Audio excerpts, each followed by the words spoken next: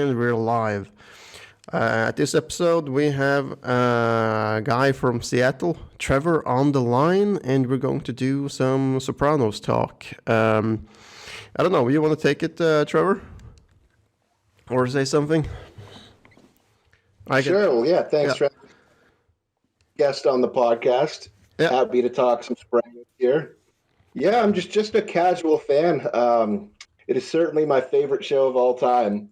See, I got into it probably kind of late. Like I know it aired from what 99 to 2007. I didn't get into it until like late 2017, kind of early 2018, like right in that winter period. Yeah. I'd heard of it and I'd heard this, but I'd never seen it. I'd never seen an episode. But I was paying for HBO Now or whatever to watch Game of Thrones. And I was like, you know what? If I'm paying for HBO Now, I might as well check out this show. And what do you know? Turned into my favorite show of all time. Yeah, man. So for me, man, like some of my friends that have tried to watch it have barely gotten past the first episode and thought, "Nah, this shit's boring. It's not for me." And I don't understand how you can think that when watching it, because I think the show really picks up when you really get into it. You know. And also the characterization, the characters is just fantastic, really. Yeah. Yeah, I've heard that it's like widely considered one of the greatest shows of all time, Yeah, one of the best written shows of all time. I mean, you can't, yeah, no argument there. And some of the best acting of all time. You think yeah, Gandolfini's performance is, considered one of the greatest. And then other than that, Edie Falco is, fantastic. Christopher's probably my favorite, second favorite performance in the show. Michael yeah, Imperial. And you yeah, have so many stars like Richie, Ralphie, Joey Pants, gotta love him. Played yeah, man. Ralphie. Oh God, Ralphie. Man, like what I remember best with Ralphie, uh, is when it isn't Tony that kills him, right? It's Janice. She eventually shoots Ralphie in the kitchen, right? No, that's Richie. So Ralph, Tony does kill Ralph. Ralph, Uh, yeah. because after the stable fire with the horse, he thinks Tony thinks that Ralph killed the horse, and they've had their problems in the past. Tony definitely doesn't like Ralph, No, no, no, no. but which is understandable. I mean, he's a tremendous earner, but he's so obnoxious. Oh yeah, But Tony shows up to his house, and Ralph's making eggs or whatever, and then he kind of is poking at him about the horse. He tells him about the news, and you could kind of tell he's over there to. that, I don't know if he consciously knew that he's over there to kill him, but he keeps prying him. He asks him about how's Corky Iannucci, the guy who was used to set the restaurant fire for Vesuvio's. yeah, So, but yeah. yeah, like how's he doing? You heard from him lately? The arson are the they use, Yeah, yeah. and then eventually they get into a fight and he kills him. All right, that's right. Oh, That's him. But that is the guy that he calls Christopher, right, to help get rid of, since Tony has now killed a capo without the consent of the top bosses, right? So he calls Christopher to go out and bury him on a damn farm, and Christopher is just stoned out of his damn mind on heroin. oh yeah, And yeah. He shows. totally useless. Like that was such a fun fun scene, where Christopher like finally discovers that, oh shit, was Ralph wearing a fucking wig all this time? His motherfucker's bald. Oh man, and Tony literally does all the work with getting the, what is it, the digging machine. Yeah, Yeah, man, such a fun episode. and he completely buys into Christopher's explanation for like why he's out of it, because Christopher says something like, I had some wine, or Tony implies that, no, you had some wine, huh? I think that I think Tony knew that he'd been using heroin. He was really high, but at that moment, he kind of had bigger fish to fry, you could say, because he needed to dispose of the body. And yeah, he just killed a capo for like a very poor reason. You know, Yeah, yeah, yeah. It's not something that he would be able to defend. Um, yeah, man. Like the show definitely has its moments. Really. Also, the Paulie is also just a fantastic character. yeah, he's a great character. He's probably the funniest character in the show. Yeah. Like just with the things he says, like not jokes he makes, but like just the way he talks and how like his misspeaks and just kind of how he handles himself is super funny. Like the jokes he tells, you can tell when he's actually telling a joke. It's like, hey, did you hear what I said, Tone? Or did you hear what Yeah. I asked him his first blowjob? And then I said, how long did it take the guy to come? So he always repeats himself when he tells his jokes. But the funniest things about him is just the way he talks and the dumb shit he says. Yeah. Yeah. Yeah. Definitely. Uh, remember when Tony asked him to go out fishing, and then Paulie like legit thinks that Tony's gonna off him on the boat, because Yeah. he's worried about it the entire time. They are there and like looking at things that, oh, is this something that he could kill me with here? Oh man. Yeah. I think his instincts were on there. I think that if Polly copped telling Johnny about the joke, Tony was going to kill him. And that was the purpose of bringing him out on the boat. Really? Man. Yeah. Yeah. Well, yeah, you can kind of tell when they're driving down to Florida, he's trying to get him to admit to it. And then out on the boat, he's really trying to get him to admit to it. He says, yeah, while you were down there, I think I saw a whale. Maybe Yeah, think of Jenny. It's like, yeah, that was a funny joke. That yeah. Oh like, man. come on, Johnny, about the joke, because that was call that a real bitch move on Polly's part. Like he was upset with Tony, I guess, about ruling in Ralph's favor with that Morristown bullshit, I guess, as you could call it. Yeah. Kind of feels like Ralph showing favoritism towards Ralph, and I don't know, I guess upset that he didn't visit him in prison or whatever, helping him out in prison. I don't really know. But Paulie was just upset, and then just takes it out on Tone by telling John about the joke. Like that's just going to lead to trouble. There's absolutely no reason for you to do that if you're loyal. Oh, right, right. That's what's happened. Okay, so Tony tells Johnny Sack about the joke that he made about Ginny. Yeah, about she being fat as a whale or something. Yeah. Oh, Damn. it's a joke about. I hear like speaking of 98 pounds, I hear Jenny Sachs getting a 95-pound mole taken off her ass. Oh my god. And that's Jesus. And then he goes and tells Johnny about this. Wow. Uh, Yeah, it was actually little Paulie. man.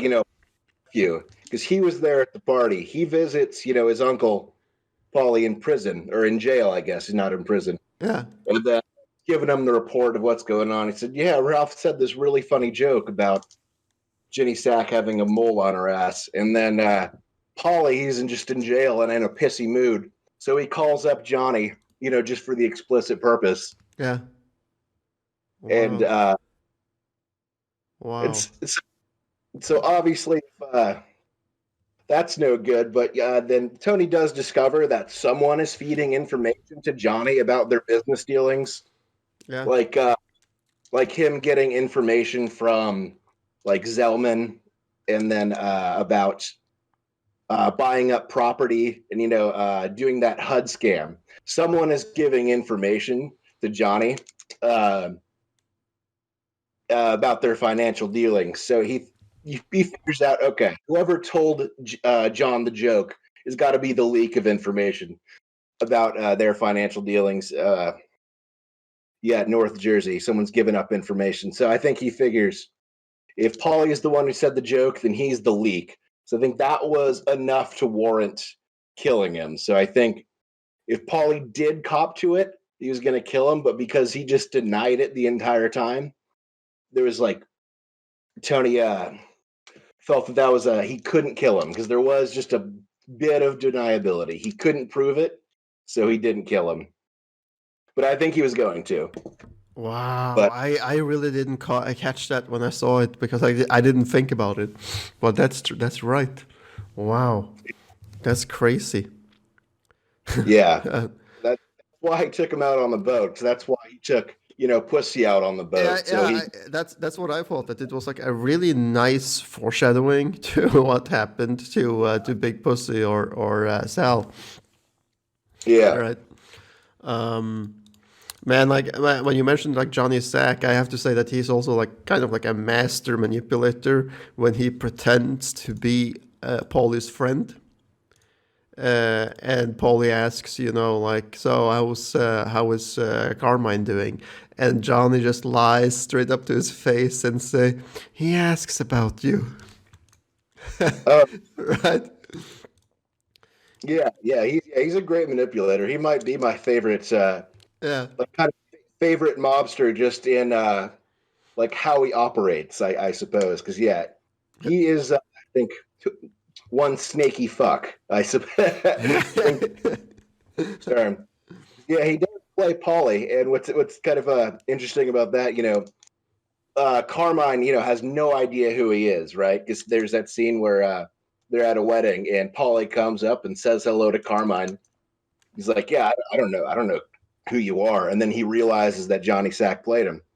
But before that, the situation with Ralph earlier, when Ralph reaches out to Johnny Sack about the beef that he and Tony are having, yeah, Ralph to Ralph says to Johnny, like, what would Carmine think about like switching families, like maybe coming over and joining the Lupertazis? And Johnny comes back with, Carmine has no idea who you are. But then we later find out, yeah, he knows exactly who Ralph is because he's a top earner in charge of construction.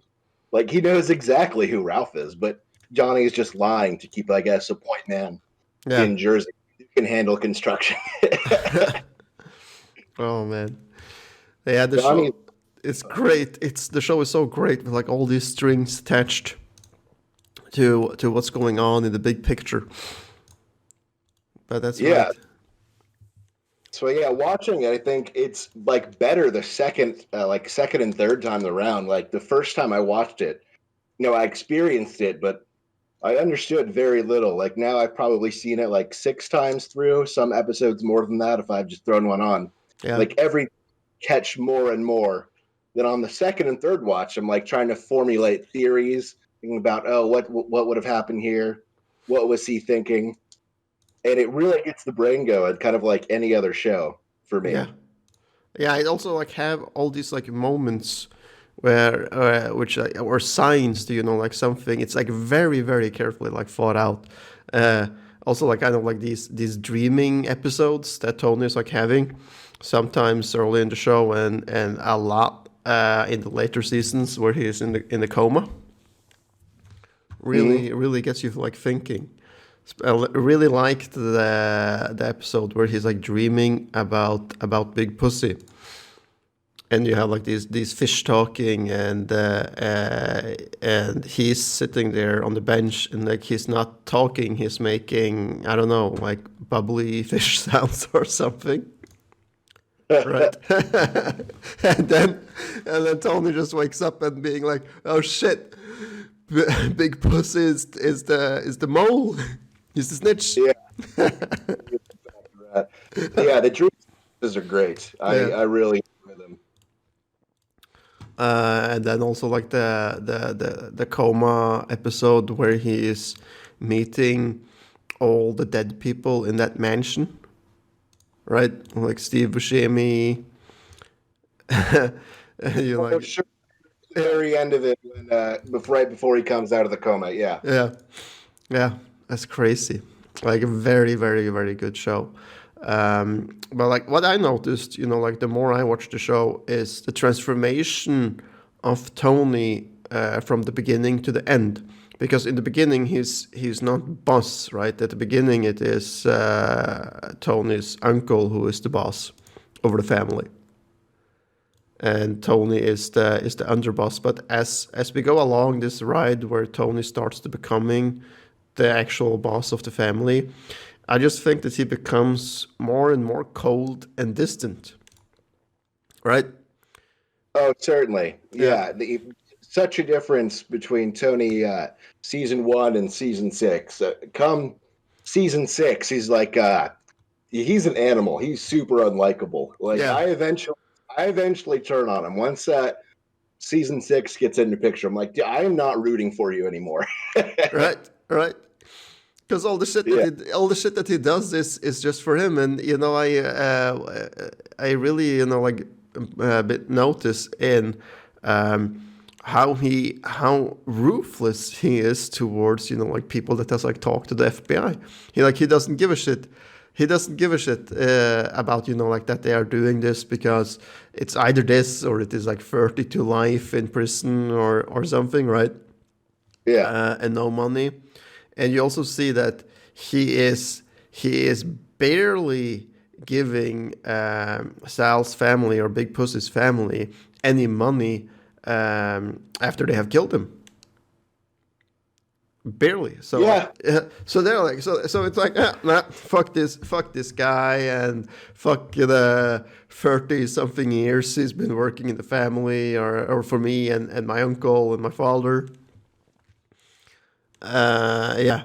So at the end, I do think that like he just turns like completely emotionless, right?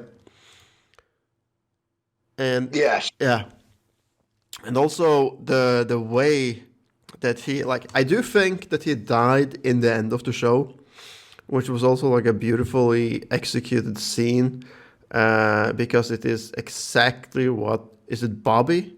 I think it's Bobby that says it to Tony on the boat when they're fishing on a lake.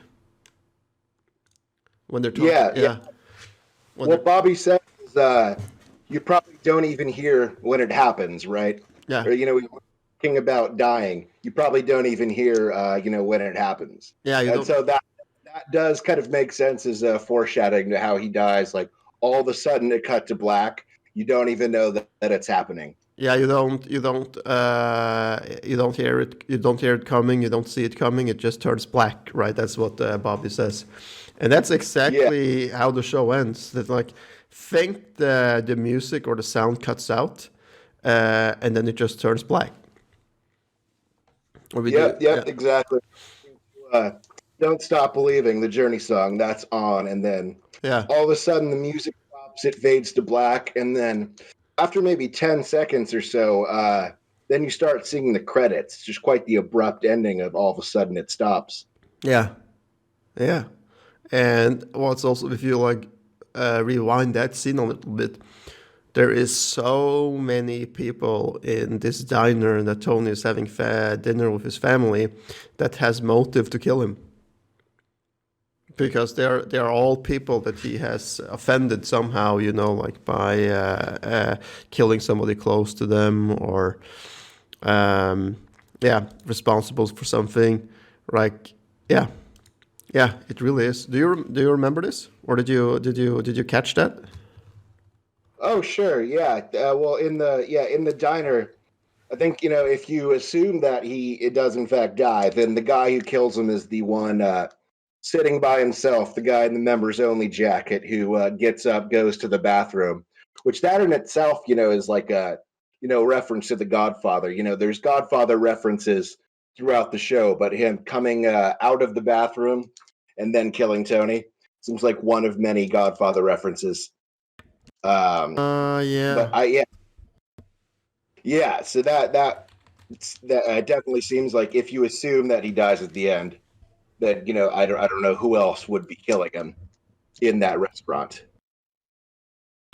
right. Yeah, like the man in the members only jacket. Yeah, uh, Yeah, it would be him. It would But be then him. the question is for me, I do think he died. It seems like that would be the reasonable end of the story. Like for one, the foreshadowing with Bobby, you probably don't even hear it when it happens. But then also, or way earlier in the show when he's talking to Melfi, he's like, "There's two ends, for a guy like me, a high profile guy. Like when he's talking about himself as a mob boss, you either go to prison or you die. Like you get capped or you end up in prison." And so that's seems to me like that's how the story is going to end. He's predicting it right there that his story is going to end by either going to prison or dying. Right. Yeah, because there is no retiring for those guys, I guess. Uh, Yeah, exactly. I don't remember the name of the character that who is it? Who is it? Leo? Oh no, it's Phil. That Phil kills under a bridge. They lure a guy under a bridge and kill him, right? And he says something like, like retiring, retiring my ass or something, right? And they throw him into the trunk and with the tarp on and kills him. Yeah. So which that was Angelo. Yeah, That was right. one of the guys who gets out of prison around the same time as Phil. Yeah, And he was supposedly retired, and that's what I think Phil says. It's Phil and his kid brother Billy. yeah, I think he said, "Weren't you supposed to be retired?" or whatever, because he spent, I think I don't know how long he did in prison. I can't remember off the top of my head, but when he came out, he was him and Rusty Milio, one of the captains played by Frankie Valli. yeah, Those kind of like playing kingmaker, I guess you could say, with Little Carmine, yeah, like you kind of Little Carmine's name and status as the son of Carmine Lupertazzi, the yeah. long time boss of the family, to kind of use him to become boss, but then they would kind of be running things behind the show. And so, yeah, Phil and Johnny knew what was up, so they ended up having him whacked. Right, that's right. I remember that now. Like when I'm thinking about it and reading about it, and it also says that it provoked Tony Blondetto to pursue the Leotardos, shooting and killing Billy Leotardo while wounding Phil. That's Yeah, right. yeah, because Angelo and Tony Blondetto apparently were very close in the can. So when Angelo got whacked, Tony Beach went over the edge, went and shot at Billy and Phil. Yeah. And And apparently, and that almost started a war between New York and New Jersey. Right. yeah, Wow. Man, like yeah, that, like thinking about like this, then every action they make have a reaction. So whatever move they makes, have to like be carefully thought out. mm, Kind of like when, who is it? Is it little Jackie that decides to try and do the same as Tony and Rob one of the poker games? I think so. yeah, yeah, Yeah. And yeah. yeah, To uh, emulate his father, 'cause I guess him and Jackie Senior, who was the acting boss, like right at the very beginning of the show yeah, before he died. Yeah, him and Tony, robbed Feet Lamon's card game, and apparently that, like what they think they said, like that put him on the fast track to being made. yeah, So away with it, and think Ralph, because when he's reminiscing to Carlo and Jackie Jr., because that's what gets them thinking about doing this, about how certain people got their money back, and um yeah. Things put him were on the made. Things were made right.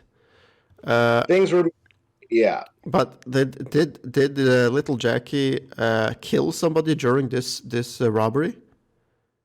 yeah Yeah, yeah so yeah he shoots Sunshine, the dealer, and then so kills him, and then they take shots at Furio and Christopher, who were made men. yeah, And so yeah, that was it for him, because he calls Tony asking him to help him out of respect for his father.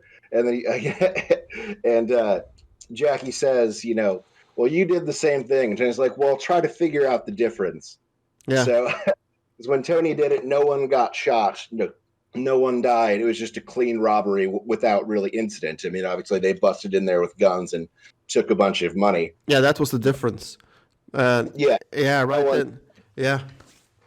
Oh man, and then Tony sends Vito to put a bullet in Jackie Jr.'s head. Oh god, that was so ruthless. But yeah. I think it was actually Ralph, because he was capo, sent Vito to do the job, because Tony and Ralph have a sit down.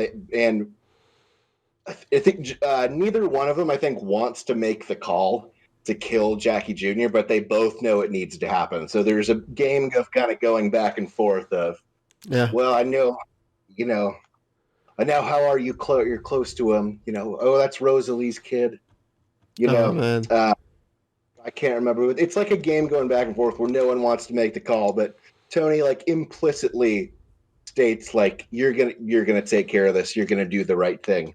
Like, Yeah. tell Ralph that he has to do it, just in not so many words. He doesn't explicitly say it, but Ralph knows it needs to be done, because if Tony leaves the decision up to him and then gives Jackie a pass, he does say, I want to give the kid a pass, so Tony will be the one to make the call. But Tony says, I'll leave it up to you. But Ralph knows if you give him a pass for taking shots at made guys, like, he's not going to be respected in the family. No, Like, that's he's not. that would be like a major sign of weakness, right? To Yeah. be like, No, no, I'm going to give him a pass, since he's close, yeah. And like eventually Tony doesn't even give Christopher a pass. So yeah.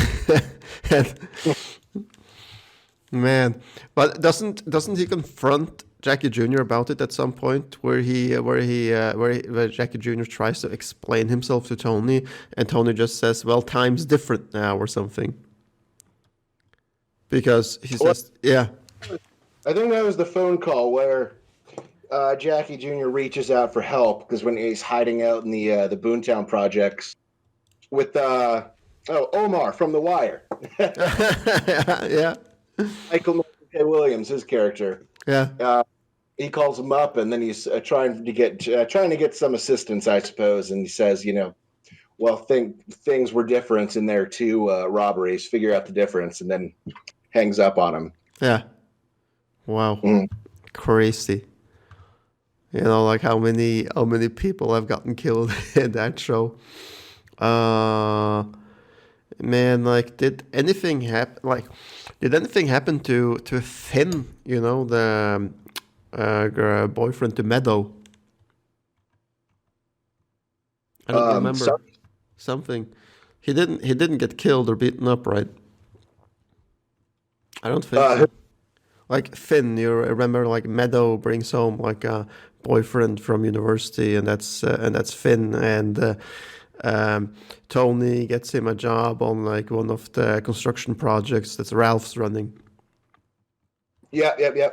That's Finn. Yeah, but he wasn't killed, right? No. He wasn't killed. I think they break up off screen. I assume the reason for their breakup is that I guess Finn doesn't really kind of approve of the mafia, and is kind of and is scared of kind of Meadow's family, and the family business. Yeah. And Meadow takes offense to this, because she's starting to go in denial mode about kind of the way her father makes a living, and the mafia in general. She talks about how these guys bring in conflict resolution from the old country, and this is the way they do things. And Finn is like horrified. He's like, well, what does that have to do with these guys in Jersey? We're not in the old country in the 19th century. No. This is North Jersey in the early 2000s. So I think eventually Meadow either Finn's. Yeah, I don't know who breaks up, but I think it has something to do with kind of the divide with how Finn feels about the mafia, with how Meadow feels about it. Yeah. Yeah, So, yeah, that makes sense. That makes sense when I think about it. I don't remember, like why I thought about Finn, but I just remembered, that somebody was like making a pass or some comment or slapping Meadow on her ass, and Tony's response is to go to this place and beat the guy's teeth out instantly. I think that's like one of the right. first episodes. You remember this? Yeah, yeah. Yeah. So yeah, no, that was in season 6. She's dating someone else now. After Oh, okay. uh That far. Okay. yeah, yeah, Yeah. she's dating Patrick Parisi. Or wait. Who Patrick Turisi? No, it's Patrick Parisi, not Jason Parisi, the older Parisi who's a lawyer. Yeah. Uh yes, Patsy's son. And they're out at dinner in the city. And then yeah, the guy's name is Coco. Comes up to her and makes a comment about like cream on her face. Very sexually suggestive comments, saying, "I'd be happy to." All right. Man, That's yeah. that. Right. And so, yeah, Meadow was actually very upset and tells Tony about it. And Tony's response is to go into New York at a restaurant, and then he curb stomps Coco, smashes his teeth, Yeah, points. with a gun. He punches him with the gun, right? Yeah. Damn. Yeah, yeah, that's brutal. Yeah. Right. Yeah, he's happy. He's not too happy, but yeah, that was Coco in season 6. Yeah. Right. I don't know why I thought that was in season one, but yeah. Um. So like, what else is there? Like, what's your favorite episode of all time of The Sopranos? Do you have one? I do, I do. Here, give me 2 seconds. I'm gonna grab a soda. Yep. No problem, man. Well, like I said, that my favorite episode is Pine Barrens, but we'll get to that when he gets back after having grabbed his soda. And for all you listeners out there and watch viewers, I hope that you enjoy this and that you will subscribe if you would like to see more of this. And I'll try to have this up shortly. By the way, we're recording on Christmas Day, the 24th of December 2020. So I guess that kind of like makes this Christmas episodes as well, right? Merry Christmas. Merry Christmas. Yeah. Yeah. You want to talk favorite episodes? Yeah, man. I have a list of favorite episodes. There's really only a couple episodes I'm like not a huge fan of, but for favorites, my favorite has got to be Whitecaps, which is the last episode of season 4. Okay, what happens in this? Okay, well, the main story about that is that's where Tony and Carmela have a big fight, which kind of leads to their separation. Because if you remember, Tony's old girlfriend, Irina, the Russian, Yeah. she drunk dials Carmela to tell her, well, for one, that oh, I used to fuck your husband. That tells her that that they were having an affair. But what led up to this is, I guess, she was pissed that Tony slept with Svetlana, her cousin, the one-legged woman. Yeah. I guess this upset her, and enough to drunk dial Carmela and tell her that, oh, by the way, Tony banged Svetlana. Oh, wow. And then so Carmela got really pissed, and then when Tony arrives home, she's there throwing like all of his clothes and crap out in the driveway, and then they get into a big fight. And I think just a great showcase of acting between Edie Falco and James Gandolfini, the two of them going at it. Yeah. I think it's just a great showcase of the two like tremendous actors. So, and Right. This is when Tony moves into like either an apartment or some crappy house, if I remember correctly. And the place just looks like a total pigsty, showing that like he's kind of incapable of like cleaning up cleaning up his own shit. Oh yeah, yeah. Yeah, Later on in season 5, he does live in yeah, Livia's old house, yeah, and yeah, that it's messy. Yeah, when they're split up. yeah. But another great about Whitecaps is yeah, you get the main storyline about Tony and Carmela fighting, and him potentially buying the house, on the shore. Right, But the tension between Johnny Sack and Carmine, right? Because Johnny Sack has basically made it calling for the hit on Carmine Sr. There's a back and forth where Tony, I think, at first declines and then accepts once Johnny Sack makes an offer in his favor about how he will rule, kind of with their shared construction and real estate business. yeah.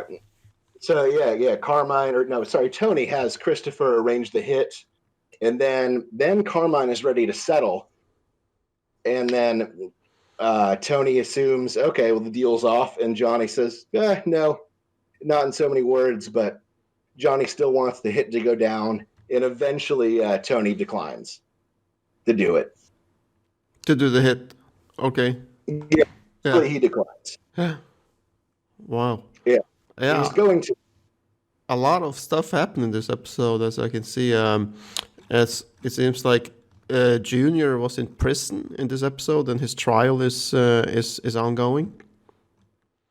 Yeah, I believe that's the episode where um, the jury doesn't find him guilty because they got to the one juror who they intimidated, Yeah. and then so he was the one holdout, and then they called the trial because they couldn't convict because of the one juror. So I guess he beats the trial, I suppose. Wow.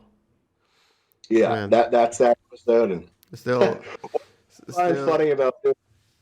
Oh, sorry. No, I was just going to say, like, still, like, it's kind of like a sad fate for Junior, considering like that he turns completely dement, and ends up like in that institution, not even remembering who Tony is. Yeah, exactly. Yeah, he does not end up very well. He doesn't die in prison or um I guess kind of in the can, I Yeah, suppose, because after he shoots, Tony, he's arrested, and that he's in a mental institution that he'll be in for the rest of his life. So yeah, like he shoots Tony and like, who are you, or something like that. God damn. oh, Yeah, no, yeah, he yells out is Kazada Malenga, because if yeah, now that he's in his kind of dementia state, he's got this fear of like Pussy Malenga is the guy's name, yeah, that he like to get him. And then even though Tony tells him Pussy Malenga died like a few years ago or whatever, he still thinks that he's out to get him. And that's why when he shoots Tony, Kazada Malenga, I think, yeah, he's confusing him for someone else because that's just on his mind. Like, this guy's out to get me because yeah, he's in this dementia state. And then he was just genuinely confused because he goes up and just hides in the closet. yeah. Tony's on the floor, with the gut shot. Like, Uncle Chew, call 911. And guys in the closet. Yeah, So I think he didn't really mean to shoot Tony to try to kill him. I think he was just genuinely a confused old man who's thinking about this past enemy. yeah. I think so too. I think so too. Um, like my favorite episode of all time, I think like have to be Pine Barrens, because that Yeah. episode is like the episode that stuck the most out to me, with all the weird shit that was happening, and like I failed to recall why the fuck was Paulie even there to collect some cash, something like. Right. Yeah. Because it was the not the Russian, he was a Czechoslovakian or something. Uh, Um, yeah, Russian. Russian. Yeah, Valerie, the guy's name, who's close friends with Slava, who I guess is kind of the Russian head of the mob boss. Russian mafia. Yeah, So Valerie owed money to Silvio, right? Sports gambling or whatever. I think it was, yeah, sports gambling. Owed money to Silvio. Then he calls up, and Tony has Paulie do it. And then Paulie is pissy about it. He's like, why am I having to make like this collection for like $5,000 for sports betting? And that's kind of what leads up to, you know, them like attempting to kill him or having to kill him because Paulie's just in a completely pissy mood. He's and then takes it out on him. Because he really fucked that up. Like when you think about like how things went wrong, Valerie had the money ready to go. Like he opens up the door, lets them in, offers them a drink, has a sit down. He's like, "There's the money, like in full in an envelope. All I have to do is grab the money and walk out." But then Paulie destroys his remote, and then yeah, obviously he gets a, and then yeah, they start. yeah. Yeah, this is really fucked that up. this is the part where he says something like, "Put remote back in docking station." Yeah, and, and like something put remote. about this, yeah, something about this like makes something snap in Paulie, since like he can't let it go. He can't let Yeah, it he just go. Yeah, bad mood because he feels like he's tasked with something that's beneath him, yeah, and like honestly, put remote on docking station. That's a reasonable request. I mean, you're in some guy's house. That's his property. yeah, If you if you're messing with something and he asks you to put it down, that's a reasonable request. Nothing to get pissy over. yeah. Then And drops. Like, what? It was an accident. man, like, but things could still like have gotten worse though. Um, like because when they think that they have killed him, what does he try to kill him with, like a lamp post or something? Yeah, he tries to kill him with the lamp, right? Strangling him with the lamp, Polly. And then they put him in the trunk, and then he fucking lives when they when they get him out of the trunk. The guy's not dead, Right. right? And like now, instead of like finishing the job, Paulie is just like, no, we're gonna have this asshole dig his own grave now, right? Yep, exactly. And like again, like some lazy move from Paulie. Like, hell, if I'm gonna do the work, and then he and then he gets away again by